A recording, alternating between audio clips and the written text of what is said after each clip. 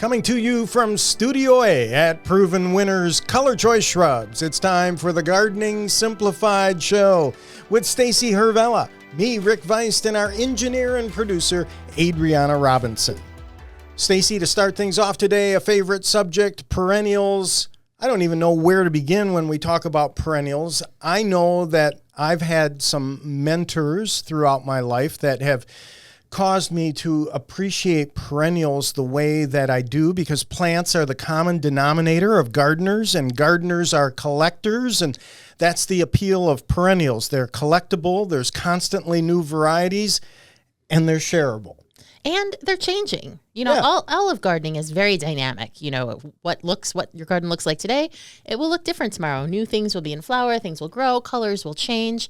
And I think perennials are such an important part of that, tapestry of growth and change in the garden, because they typically grow very fast. Yep. And they really bring that kind of coming and going dimension. Shrubs are great because they're around all year round with the woody framework, and perennials are great because they go away and they come back. It's kind of like this great play, an opening act, and different characters come along, and perennials have incredible character. I think about Russian sage, for example.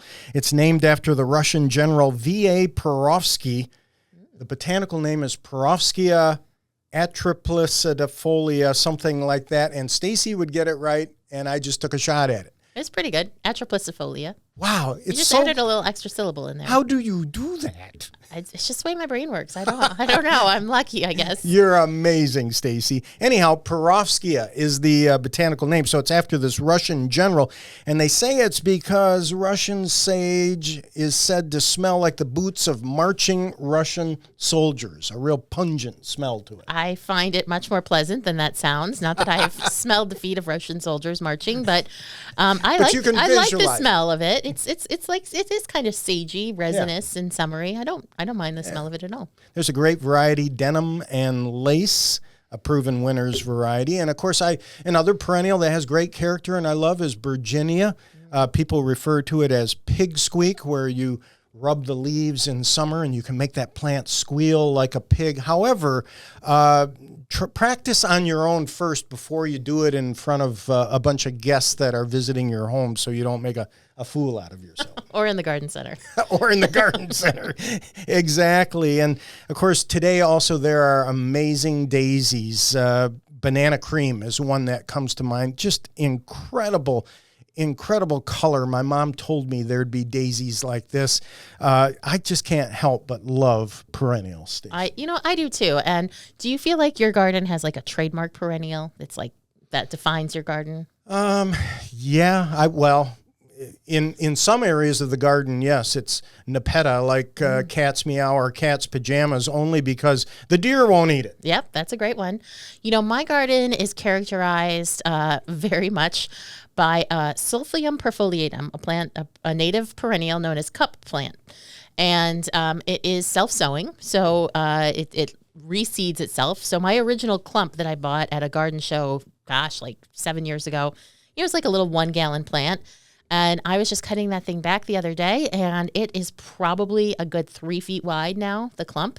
And the really cool thing about Silphium perfoliatum, there's two really cool things about it. But one is that it goes from nothing. So, I cut it all back, all the stems are gone, and the growth goes from nothing from the ground to 10 feet tall. Wow. In a single season. And it's just such an amazing thing to watch. This out of nothing, this huge plant appears. And the second really cool thing about it is that the leaves surround the square stem. So that's why it's called the cup plant, because it actually collects water in those cup-like leaf formations. And, in our last show, we talked to the gator, and this is a great plant for frogs because there's always water in those cups. And so not in my yard, which is very dry, but in some people's yards, they're very good for tree frogs. So that's I have a lot of that. That kind of characterizes my garden. If you're keeping score at home, we'll put the spelling there on the website, gardeningsimplifiedonair.com, so you can try to pronounce it just like I do. Because with Stacey, it rolls right off her tongue. Well done. Yeah, there are many that I love, but one of the things I love about the taller perennials, and I'm going to ask for pronunciation on this for our listeners too, because it's such a beautiful perennial.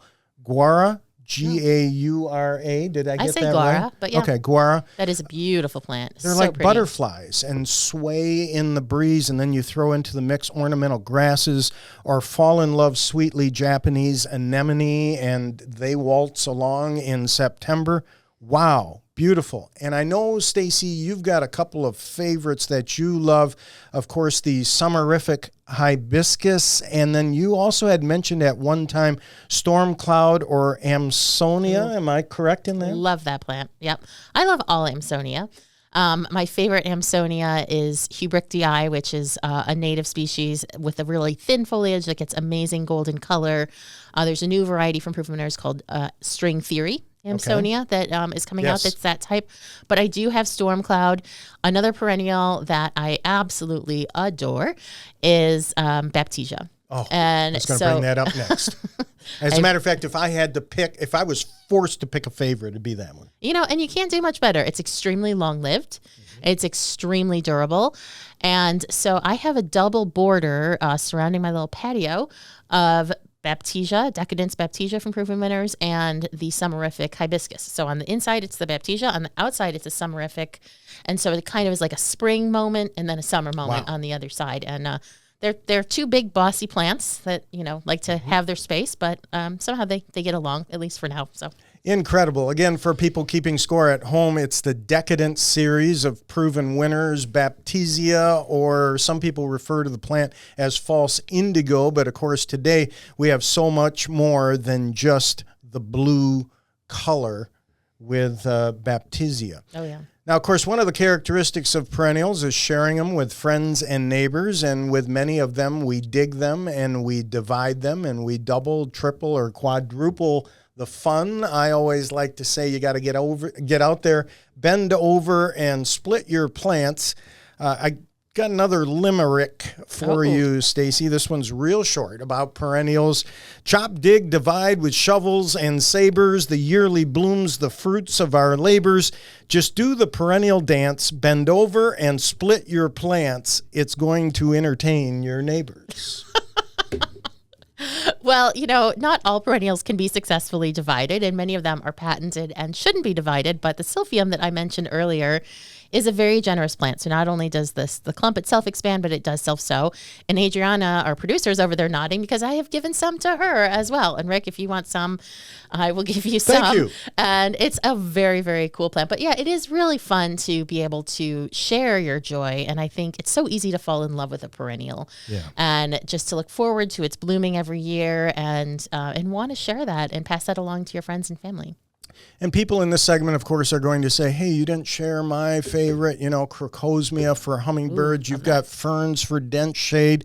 Just look at echinacea and all the development of colors and flowers. Joe Pye weed, helianthus. Of course, lavender. We love lavender. Hellebores in early spring. Daylilies, heucheras. There's so many varieties. Oh, yeah. You could talk all day about perennials. Really? Hosta la vista, baby. It's just incredible. Well, we don't get to talk too much about hostas and daylilies, you and I, because of our deer issues.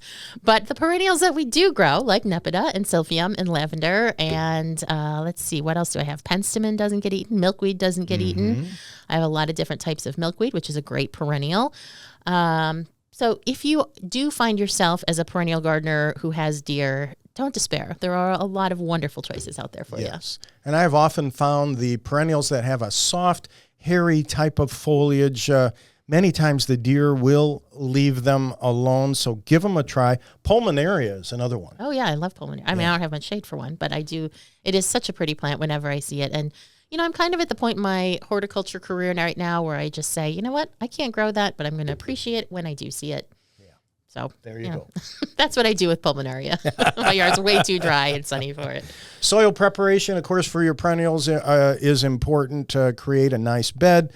Avoid watering over the top when possible. In other words, watering at the base if you can. But just good soil preparation and understanding which ones do well in shade and which ones do well in sun. And Stacey and I have both put our list of favorite perennials, Stacey's favorites, my favorites, at our website, gardeningsimplifiedonair.com. So make sure to check that out. Yeah, if you need a short list reference, that's a great place to start. Coming up next, plants on trial. Stacey's going to introduce us to a beauty. Don't miss it. That's next here on the Gardening Simplified Show. Greetings, gardening friends, and welcome back to the Gardening Simplified Show. We're going to put a plant on trial, which is to say we're going to tell you all about it, and you decide if you're going to put it in your yard or not. But before we do, I wanted to just add to our conversation on perennials that one of the other great things about perennials is that they can generally, with some exceptions, be easily moved.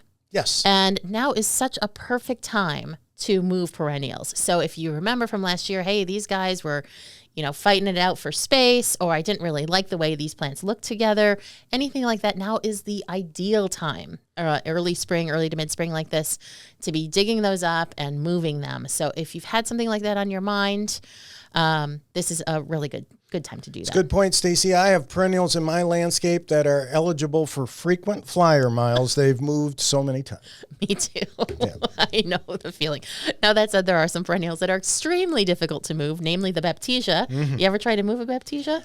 Yes, very difficult. Yes, I would not call wish the that. neighbors, ask for help. Same thing with ornamental grass. You really need to call a front-end loader. Frankly, their roots go so deep. And you should also not move peonies if you can help it. But let's get on to today's plant on trial, which is a shrub, but it looks and behaves very much like a perennial. Yeah, it looks just like it. And that's why I picked it. It is, lo and behold, pink microchip butterfly bush. And this is one of the absolute smallest butterfly bushes you will find. Now, a lot of people, if you go to the garden center or you ask gardeners, they actually think of buddleia or butterfly bush as a perennial and not a shrub. But it is technically a shrub because it does develop true wood, like concentric rings like a tree has. A lot of times they die back to the ground, however, especially if you live in a colder climate, they die back to the ground. And so a lot of people are accustomed to kind of treating them more like a perennial, but at their heart, they are shrubs. So they're a woody shrub, but perfect to incorporate into a perennial garden because it's not going to overwhelm the other plants. Well, that's exactly it. And I think it's got such a tidy, neat little habit, and it's just covered in pink flower spikes. So it looks a lot like a salvia. And salvia was not a perennial that we got to in our list of perennials in the last segment, but it almost has that similar kind of look. Now, lo and behold, pink microchip is, like I said, the smallest one that you're going to find, about 18 to 24 inches tall and wide. And that is really small for a buddleia, and that's what makes it so much like a perennial. And again, the flowers just kind of come out all over. Another fun fact about this plant, it is one of our plants with the longest names. Lo and behold, pink microchip butterfly bush. Oh. And so when Shannon, our designer, is working on tags or other things that we need for marketing and selling our plants, this is her test case. Okay. So when she needs to make sure that the space that she's designed in our tag will fit our longest possible name, it's either, lo and behold, pink microchip butterfly bush, or it is Perfectamundo double dark pink azaleas. Whoa. All right. So it's called microchip because they embed this digital memory card in there so the plant can remember its name. No. No. It just wins on letter count alone. But so I do want to say, this is an interesting plant because it is small and it does have great color. And because, like the rest of the Lo and Behold series that we offer at Proven Winners Color Choice Shrubs, it is non-invasive. And, when you say that, a lot of people, particularly here in the Midwest, think, butterfly bush invasive? I can barely get the thing to grow. What do you mean it's invasive? And it has become invasive in some areas. So the need to develop these seedless or non-invasive varieties has been there for quite some time. And all of the Lo and Behold series is non-invasive and can actually be sold in states where it was previously banned because it doesn't set seed. So you don't have that worry. Now, if you have the other worry, which is that you haven't had a lot of luck getting butterfly bush to grow well in the first place, I got one word for you, and that is drainage. Yes, agree. There is no faster way to kill a butterfly bush than to have wet soil. And interestingly, it's not just wet soil in the summer. In the summer, the moisture is evaporating very quickly because it's hot. It's really the cold, wet soil in fall and early spring that is the, death knell for butterfly bushes. So you have to be really cautious of that, especially when you're siting them.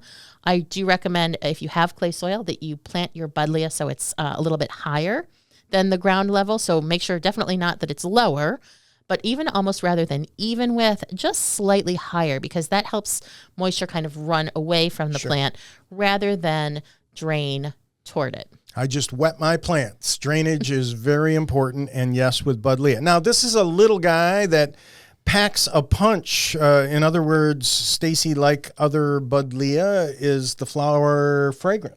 It is fragrant. Yep. All buddleia have fragrant flowers. Some of them are much more fragrant than others, particularly of the newer hybrids, but they do all attract butterflies. And I can't believe I've been sitting here, yammering away about butterfly bushes. And I didn't even mention that they do indeed attract a lot of butterflies, as do a lot of perennials.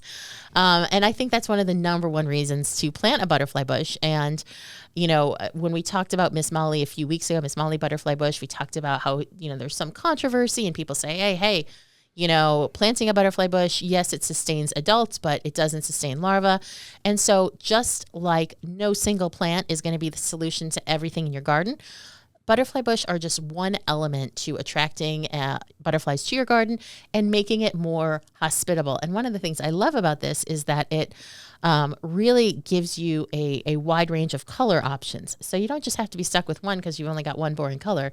You got blue, you got white, you got pink microchipped. So a lot of different options out there.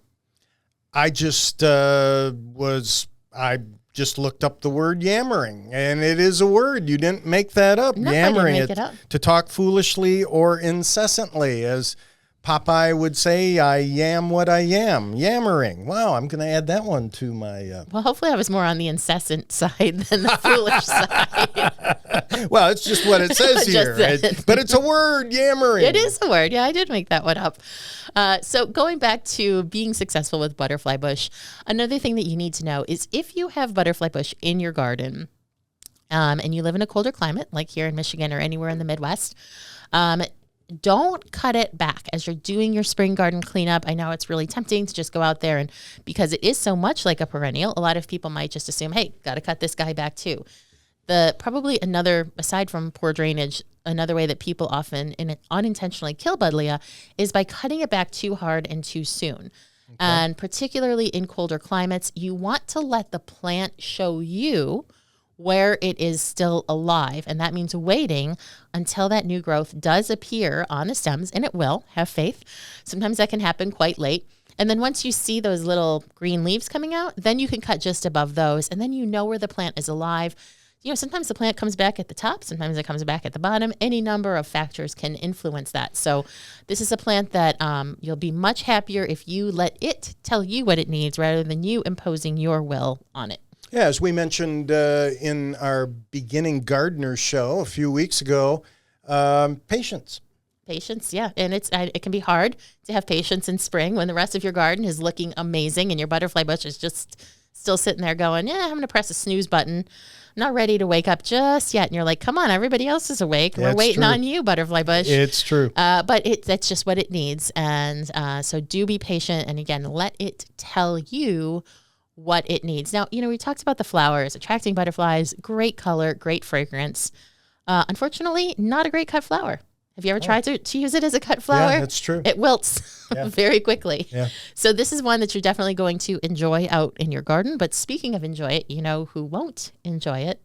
Deer. The deer. Yay. This is butterfly bush are by far one of the most deer-resistant plants that I have personally grown in my garden, which is teeming with deer, and they have never taken so much as a nibble. And it's kind of strange. I mean, the leaves are like maybe slightly, they have like a kind of white flocking on them, but I wouldn't really consider it like a hairy plant. It's not particularly resinous, like a lot of things they don't eat. But when you're gardening with deer, of course, you have to take what you can get and be glad that you have it. And butterfly bush is definitely a very nice plant for you to add to your landscape if you have sun and deer and good drainage. So sunshine, a key also. Sunshine is very key. So right. We're looking at least 6 hours of bright sun every day. A lot of people ask if they can grow a butterfly bush in a container, and the answer is yes. You just want to make sure that it's not too wet in the winter because that will not be good for it at all. Just sitting here thinking, how many times have I been yammering on this show and you just nicely sit there and take it? And no. You're so nice. Well, I like to let you to make your point, and then if I have something else to say, then I say it. I love it. I love it. In any case, lo and behold, pink microchip butterfly bush. You can learn all about it in the show notes at gardeningsimplifiedonair.com. It's a great plant to add to your garden, perennial garden, shrub garden, any garden at all. We're going to take a little bit of a break, and when we come back, we're answering your gardening questions. So please stay tuned.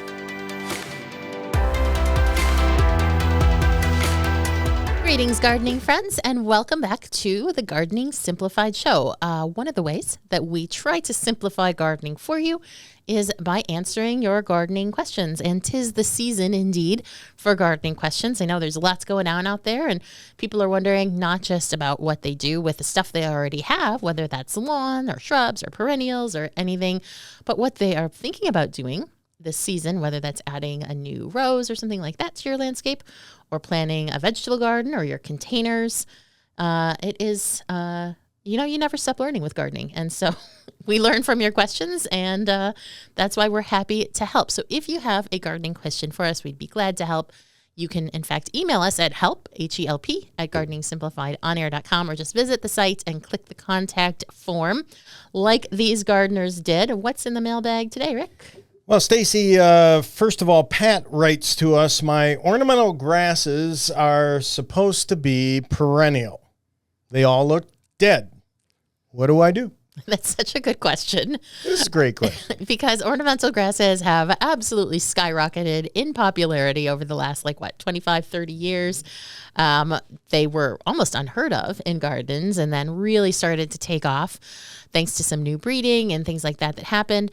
And it is a good idea to leave your ornamental grasses uncut through winter, because that gives you some winter interest to look at. But then come spring, right about now, you're like, is everything okay out there? Because now they just look like, dead brown grass. And the answer is yes, they are almost certainly okay. And now is the time that you cut them back. And you want to try to cut your ornamental grasses back earlier in the spring rather than later, because if you start waiting too long and the new growth starts to emerge under that, wig of dead grass. I call it stubble. Yep. If the new growth starts to emerge under there and you trim it, then you cut off all the tips of the grass, which doesn't really harm the plant, but it looks awkward, in my opinion. I mean, maybe you won't even notice, in which case, okay, no problem. But I always feel like, oh boy, they cut that one back too late, because you're getting there with your pruners and you can't separate the old growth from the new growth that's coming up. And so, you give it that little buzz cut. And then instead of tapering off to a nice tip, all those blades of grass, they just are like buzz cut straight across. So Pat can cut them back when they're brown, and we're going to start seeing that new growth. Cut them down to stubble. We'll see the new growth. Now, one word of warning here, having been in the garden center industry for 46 years, some people purchase what we know as annual grasses the previous year. There's a Pennisetum rubrum, and there's a variety called Prince, beautiful grasses, but they're annual, and they're not going to come back. So make sure you know what you have, and if you have one that remains brown and no new growth, odds are you bought yourself an annual the previous year. Which does happen, and it depends on which section in the garden center you purchased it from. Right. Along those same lines, another thing that's really important to know about ornamental grasses is that a majority of the most popular types of ornamental grass are what's known as a warm season grass, and they are very late to emerge in spring.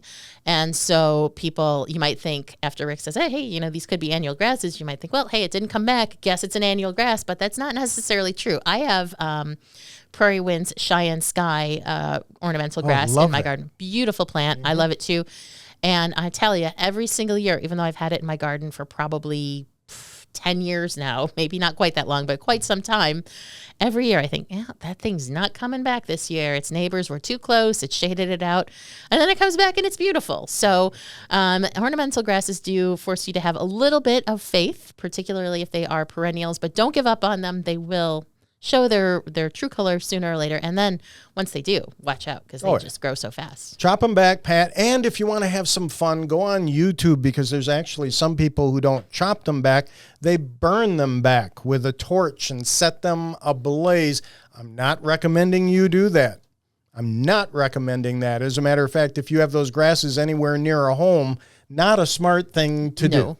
No, you got to be very careful. A pair of pruners can do, and if your grass is too big for a pair of hand pruners, a lot of people will use a hedge trimmer. I used to work with someone in the garden center who would use a can of Aquanet hairspray and a lighter. Eek. That sounds dangerous. Anyway. Let's move on. Pruners, please. Pruners, please. Peg is wondering what to do with a garden favorite. The leaves on my heuchera are gone, but there are rosettes standing above the soil. What should I do? And Stacey, with heuchera, or could I say coral bells? You can say coral bells. They're interchangeable. Interchangeable. That many times in North States, they will retain their foliage over winter. Yep, that's very common that heucheras would have some old foliage.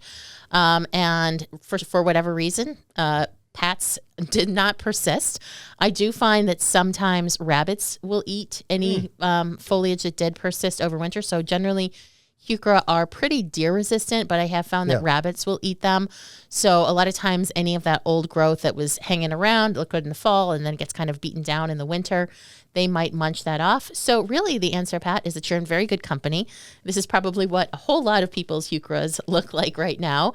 And you don't really need to do anything. I know they look super funky right now and they should be more buried or something like that. But once that new growth starts to come out, as long as you're seeing those little tiny baby leaves starting to emerge from the center, which does start to happen early, like at this time of year, as long as you're seeing some signs of life in the center, it will grow back and then it will be covered in all those beautiful leaves. And you won't even remember that it had that weird looking rosette stem thing. Give it time.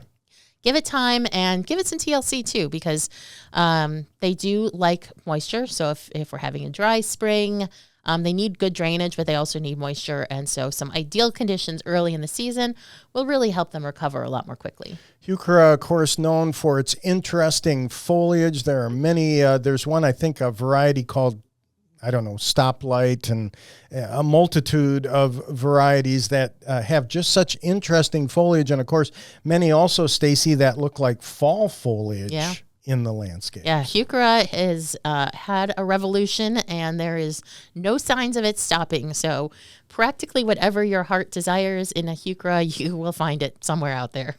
Philip asks us, can I use weed-proof fabric covered with river rock instead of the bark mulch for my new lilac bush? And Philip, I'm really glad that you asked this question. My answer is please don't. I'm not going to say no, absolutely not. But I will tell you why. So I am not a fan of landscape fabric or weed fabric, to say the least. And again, this goes back to having helped literally thousands of gardeners in my time here at Proven Winners Color Choice Shrubs with their problems. And I can say, 9 times out of 10, when someone's had a problem with a plant that they've purchased, it's been due to water, too much water, almost always. And of about half of those times, it is exacerbated by the presence of landscape fabric, weed barrier, whatever you call it. Because, yes, sure, this is intended to prevent weeds from growing up. But in a lot of cases, it also prevents water from evaporating very quickly from the soil surface, because obviously the soil surface is covered. And it can, in some cases, I have seen, even trap carbon dioxide. So the roots are, giving off carbon dioxide, and that can build up under the soil and under the landscape fabric and effectively poison the roots. Now, all of these conditions, some plants are far more sensitive to it than others, and lilac is definitely in that category. Lilacs strictly require good drainage. If they have wet soil at all, your lilac is probably going to die, or be severely set back, or get a lot of diseases. Most of the diseases that lilacs are notorious for having have something to do with water stress, whether that's powdery mildew or, Pseudomonas. There's all of these different things. They almost all go back to too much moisture in the soil around the roots. So in this case, I would say no, Philip. I would not recommend this condition for lilacs. I wouldn't recommend it for panicle hydrangeas as well. Any plant that needs good drainage. Now, if you already have landscape fabric, I would say you can still plant a lilac there. Just make sure that you're giving it a good 2-foot radius without any fabric. And then I would actually cover those roots with mulch. You can bring the rock up to that mulch so you have that cohesive look that most people want in their landscape. But weed barrier and rock are not going to make for a very happy lilac. Well, you've honed in on the landscape fabric. I hone in on the rocks. I'm just really not into the rocks. I call them riot rocks and reflective. And I'll pick bark mulch any day over Yeah, rocks. and it's better for the plants too, because rocks are good in a way that they don't need to be replaced, but they don't do anything for the soil. And whereas a bark mulch will break down and enrich the soil and help to enrich soil microorganisms, and it's win-win for you and the plant. Well, I think cleanup in spring and fall also is more difficult with rocks than with mulch. My personal opinion, whatever. Yeah. So have fun, rock and roll. In any case, keep your river rock and landscape fabric, but do be careful of these sensitive plants like lilac and panicle hydrangea especially. So thank you all for your questions. Again, if you have a question for us, gardeningsimplifiedonair.com. We're going to take a little bit of a break, and when we come back, we've got branching news. Welcome back to the Gardening Simplified show. It's time for branching news, not breaking news. It's branching news, but we don't make this stuff up.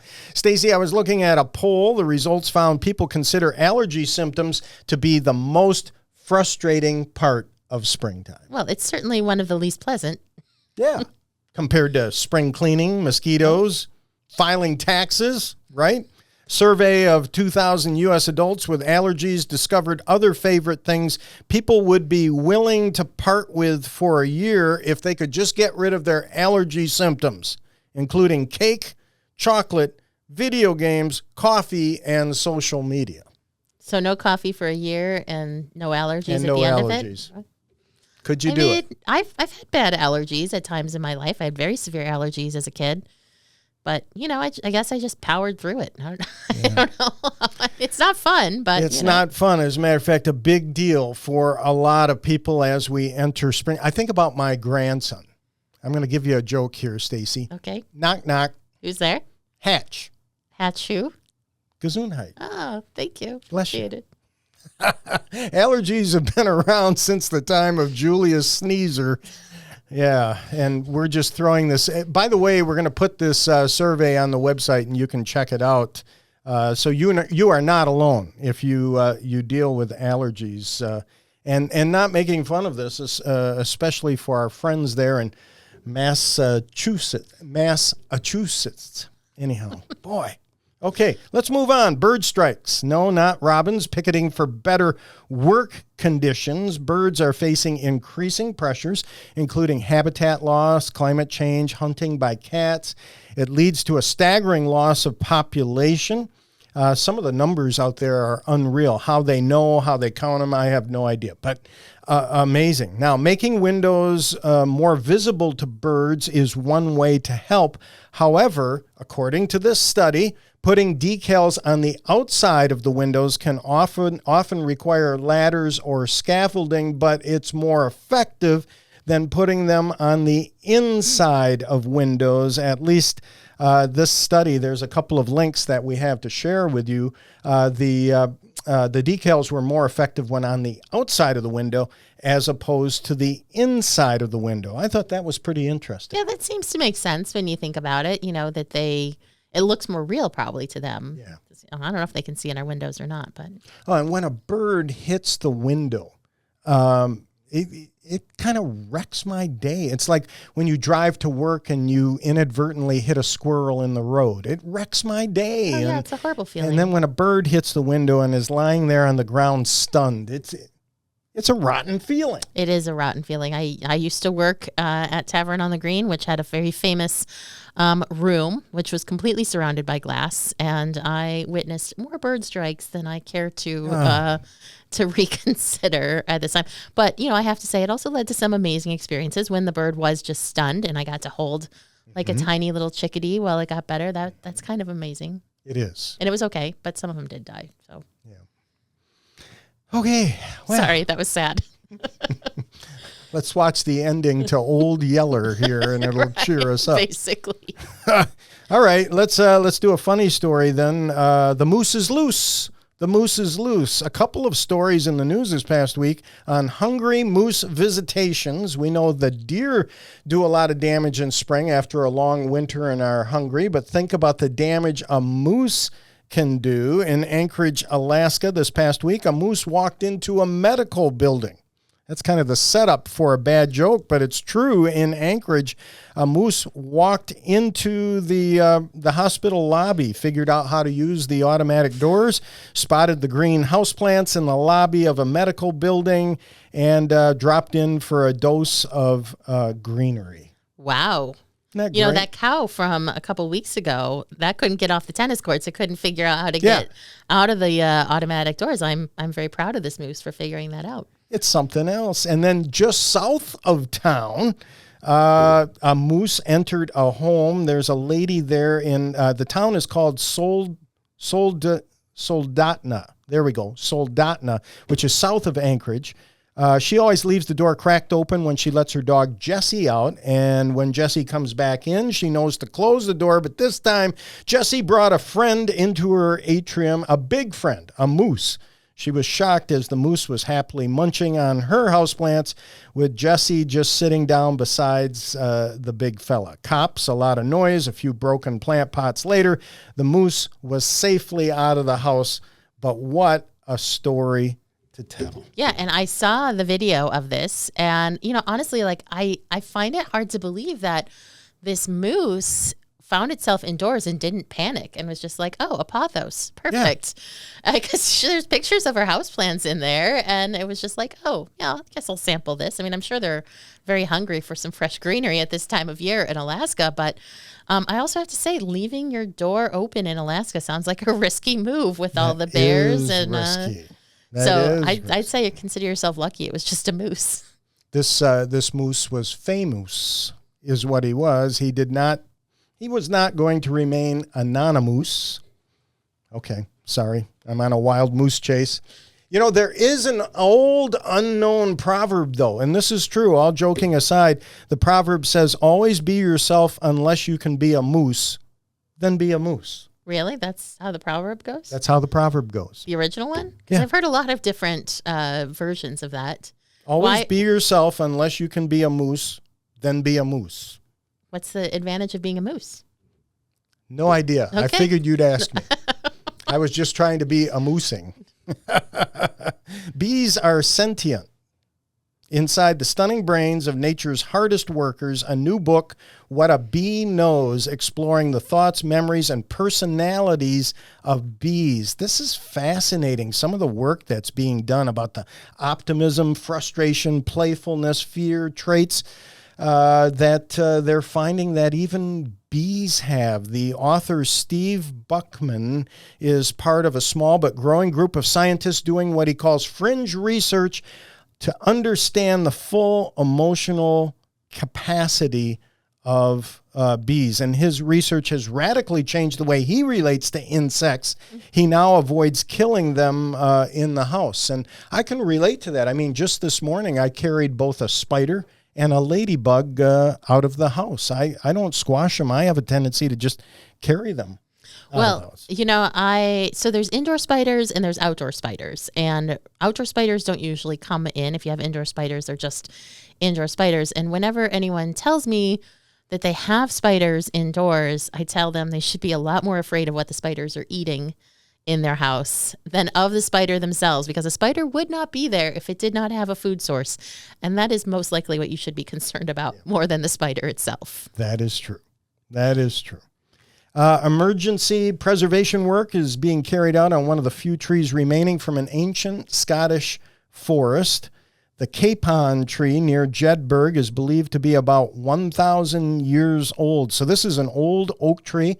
The collapse of one of its surviving limbs has led to further props and supports. They're trying to save this ancient tree. It's part of an annual summer festival, but this ancient English oak is close to dying with only one limb now showing any life, but it's a tree of national importance. So the capon tree in Jedburgh, they say that it is believed that much of the historic Jed forest was cut down for ships during attacks by the Spanish Armada in the late 16th century, but this tree is a survivor. And I looked at the pictures, and it is just a spectacular, incredible tree.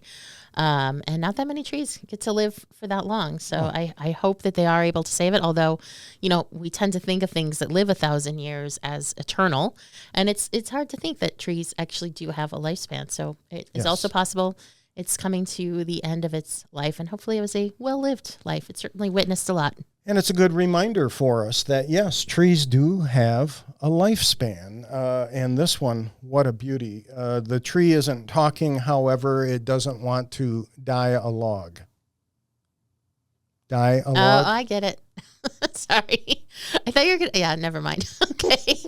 We'll end on that note. Stacey, it's always a privilege and pleasure to do the Gardening Simplified show with you. Thank you so much. Likewise, Rick. And thanks to Adriana. And thanks to all of our listeners out there. We hope you have a wonderful week.